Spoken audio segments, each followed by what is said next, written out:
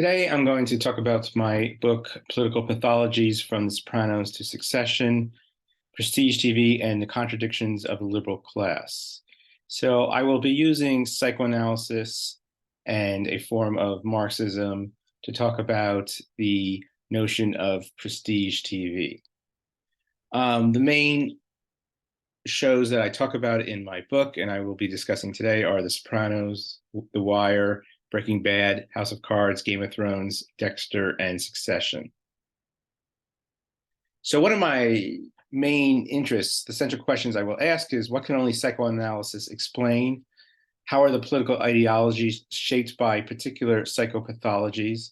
And how does art reflect class unconsciousness? So instead of talking about class consciousness, I'm going to talk about class unconsciousness. And I define the unconscious primarily by the act of repression, where people deceive themselves or lie to themselves. So one of the first things to talk about is, how do we define prestige TV? So as we see with the generation of HBO, it was an intentional strategy to differentiate their product from mass TV. And part of this was because of cable, they were allowed to have much more sex, violence, and profanity. And so they really catered to, you might say, the antisocial id. And one of the defining aspects of prestige TV is often this paradoxical combination of gritty realism. Characters seem more realistic because they curse, they have sex, there's violence, but also it's highly stylized. And so you have this high art as something artificial and realism as something real. And so you're combining together these kind of opposite things of the artificial and the real. And one of the first things you notice in the marketing strategies of HBO and other cable stations was, at first, the focus was on catering to upper middle class subscribers. So they had to find people who were willing to pay more than they would pay if they just got regular channels, regular network TV. And so they had to differentiate their product from mass products. So HBO would say, it's HBO, it's not TV. And this is related to this notion that if something is more scarce, that is more valuable. And so there's this notion that prestige is presented through scarcity. So like a elite college, the fact that so few people can get in makes it more prestigious, or a prestigious restaurant or club. It's often defined by its scarcity and the fact that it only can be accessed by people with means and wealth. Now, Pierre Bourdieu, this French sociologist, argued that we constantly signal our class category on an unconscious level through the way that we consume. And so according to him, the way that people, the higher classes, the wealthiest people consume high art, and the working class often consume more pedestrian art.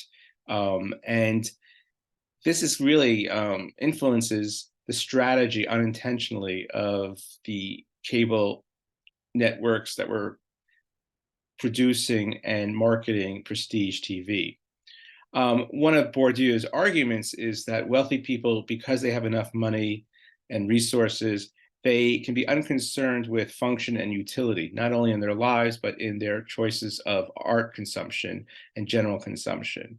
And that high art is a form of potlatch. In the sense, potlatch is a ceremony where the wealthy destroy their objects to show that they're so wealthy they can basically destroy their own wealth and still be wealthy.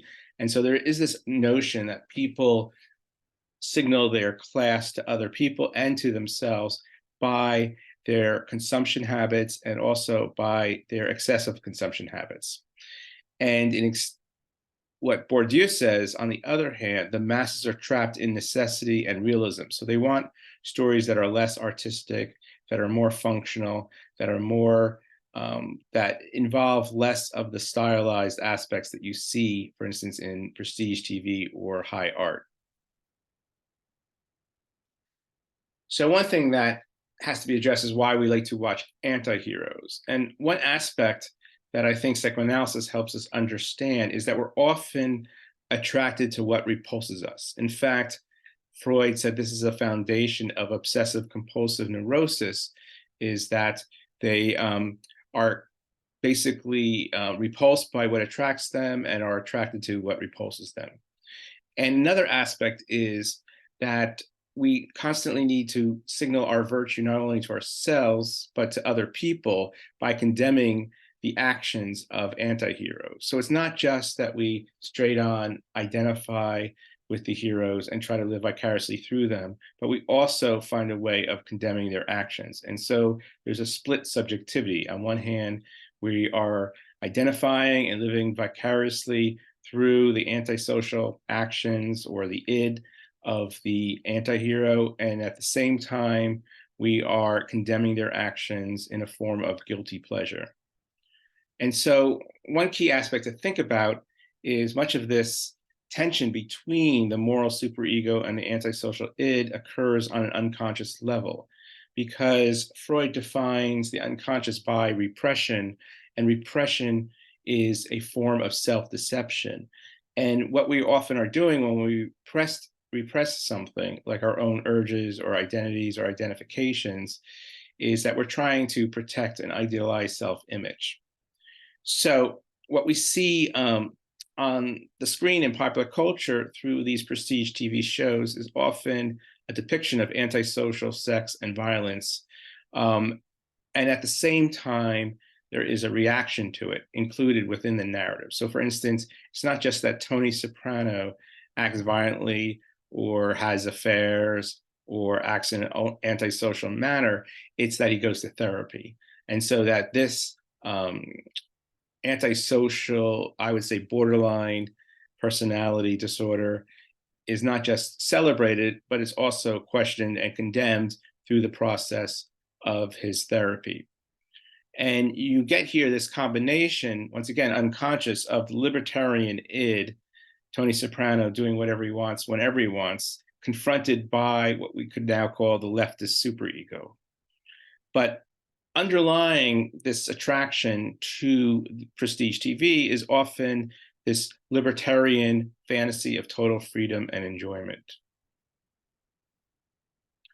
The next show that I look at in my book is The Wire. And one of the things that I want to examine is this notion of liberal racism. And so if the mass audience, or the audience that is mostly at first attracted to these prestige TV shows, are identified as upper middle class, I would say centrist liberals, not classic liberals, but centrist liberals. And I'll define the difference later. One of the things that we find is this notion that they repress their own fantasy investment in antisocial transgressions.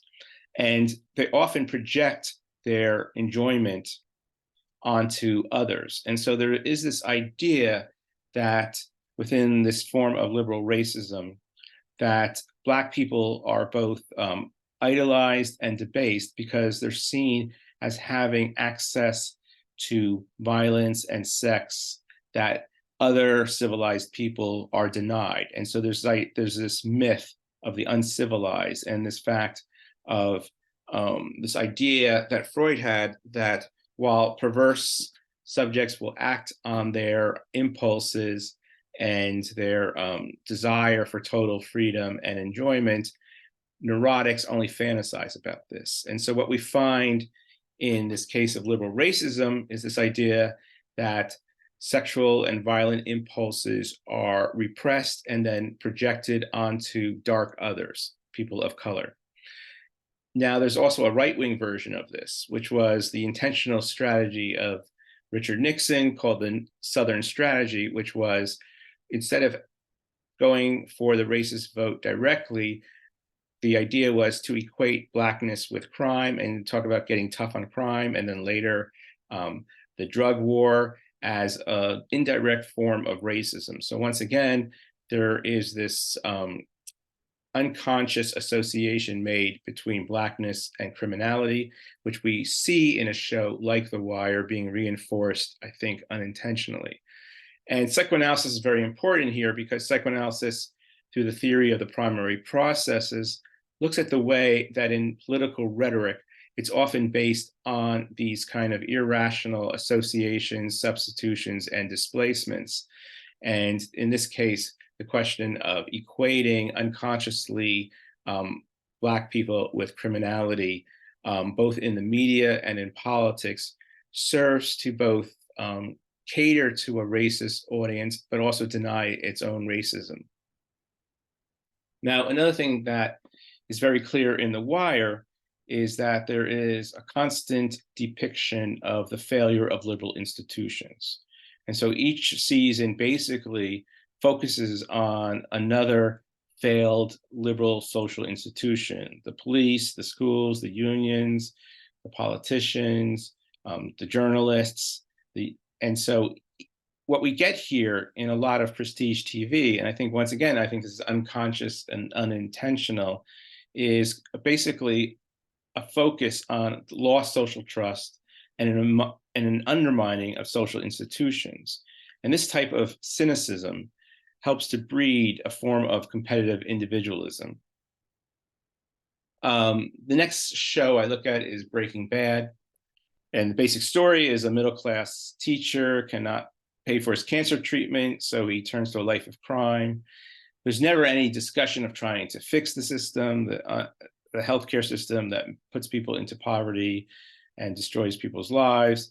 Instead, the focus is on how he turns to a life of criminality.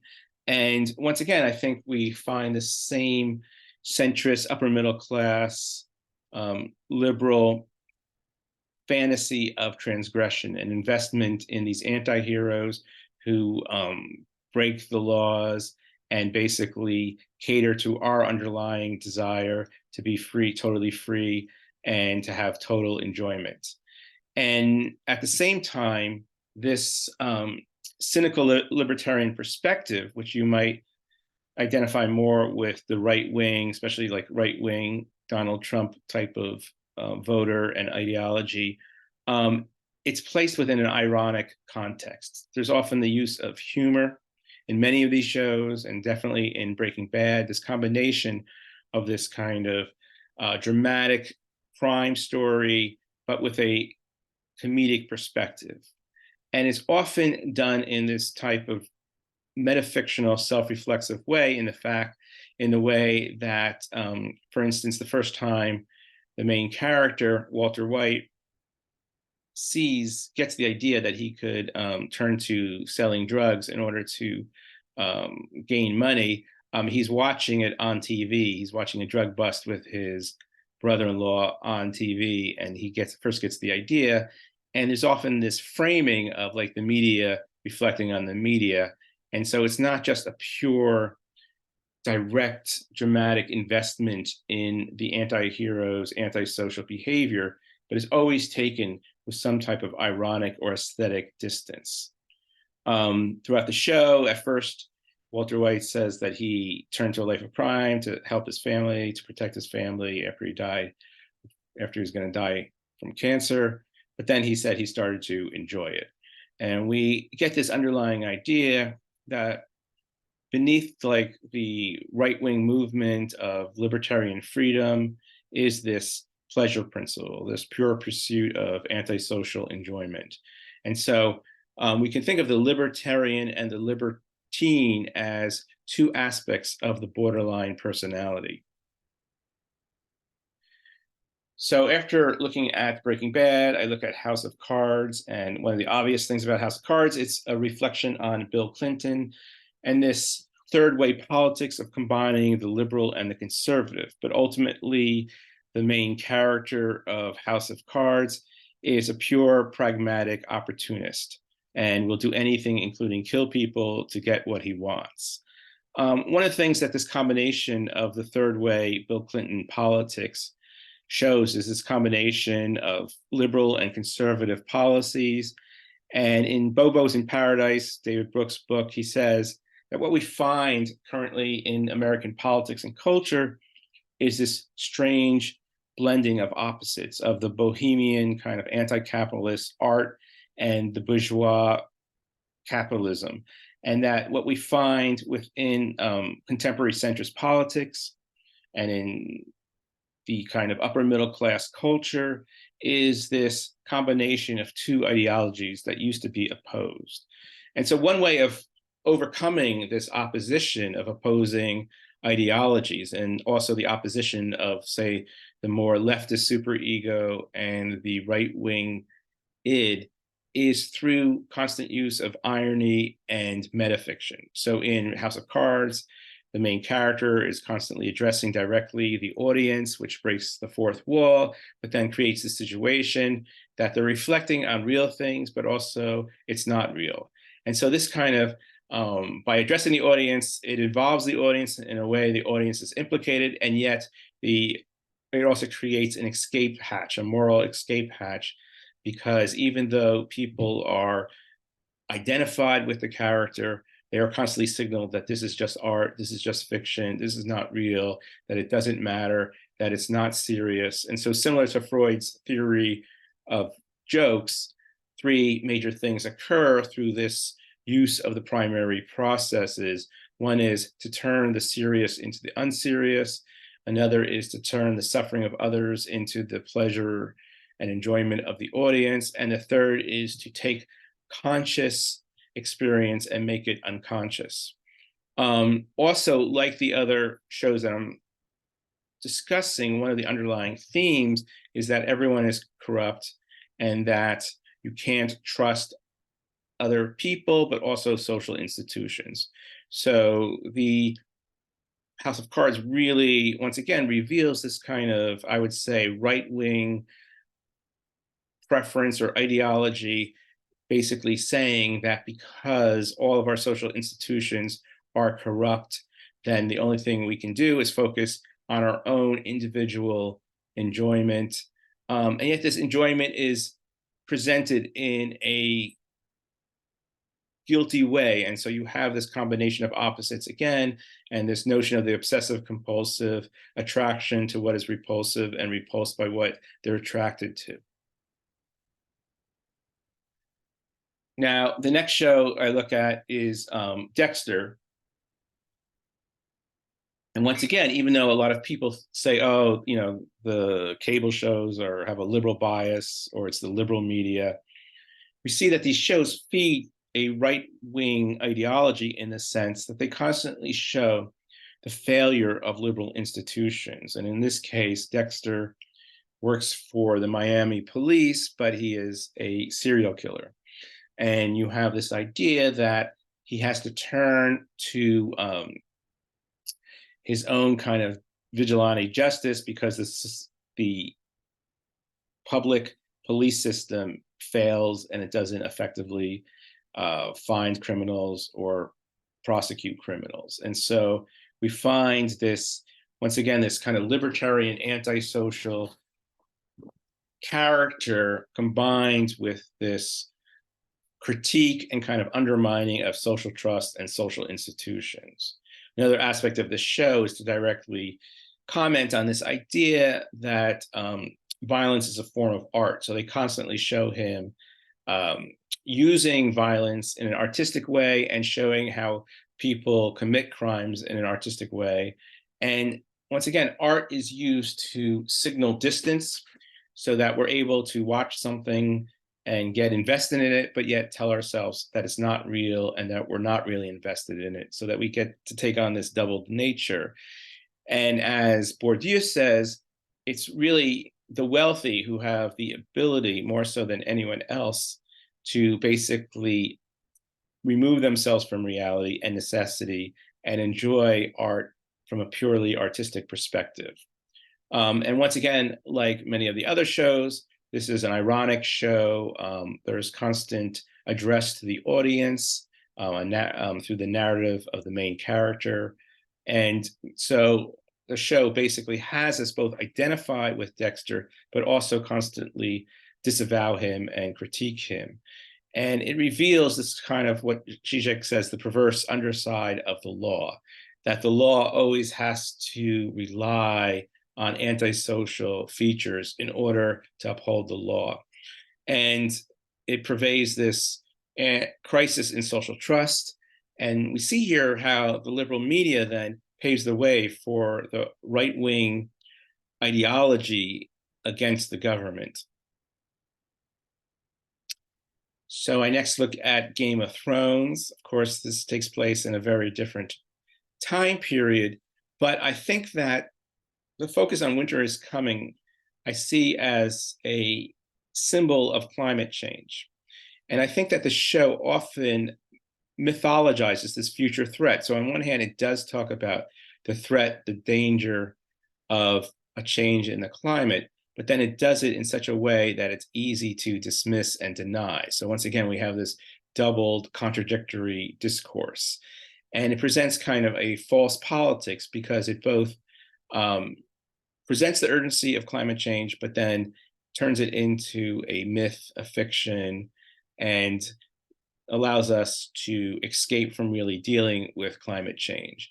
And the other main theme is the rise and fall of female power. So as the show develops, more and more women gain more and more power. And in the first episode, there's several like rape scenes that are important to it, and it really focuses on male dominance. But as the show develops, the women start gaining power, but ultimately at the end, like a crippled male takes over, and it seems like the only effect is that it's a backlash against the rise of female power. And so much of the way that they depict the Queen of Dragons, especially in the last season, is that if women gain power, they will use it in a revengeful, irrational, and violent way. And so the only solution to women's liberation is to contain it. And this feeds, once again, a type of right-wing backlash. And part of the right-wing backlash is this, first of all, rise of male-centered popular culture, especially on the internet, but also this kind of, a lot of right-wing politicians are openly sexist, like Donald Trump. And there's also this demonizing of the government as the nanny state. So the idea that the liberal or left welfare state ends up basically castrating men or feminizing men. And so part of the backlash is a way of kind of demonizing what they see as the maternal superego. So political correctness is a form of the maternal superego in the sense that it's a way of making men feel bad for their natural violent and sexual urges. And so I think that the show unintentionally, once again, in a repressed way, reinforces an internalized right-wing backlash and places it within the context of a historical fiction. And we see like this just idea of like the zombies, this return of the repressed ideology. So one of my main arguments is Freud's theory of jokes should be applied to TV and other forms of popular culture. And three of these main functions that Freud points out in jokes is they make the serious unserious, they turn suffering into pleasure, and they make the conscious unconscious. And what we need to do then through our critical analysis is to reverse this, is to basically take the unserious seriously, transform the pleasure into suffering, and make the unconscious conscious. And what we see in so many of these shows and in our politics and culture is this drive to escape any sense of guilt, shame, and anxiety. And so we need to kind of examine and understand these unconscious processes, and we need to interpret the forms and the content of cultural productions, and also see the way that consumerism is often a form of class signaling.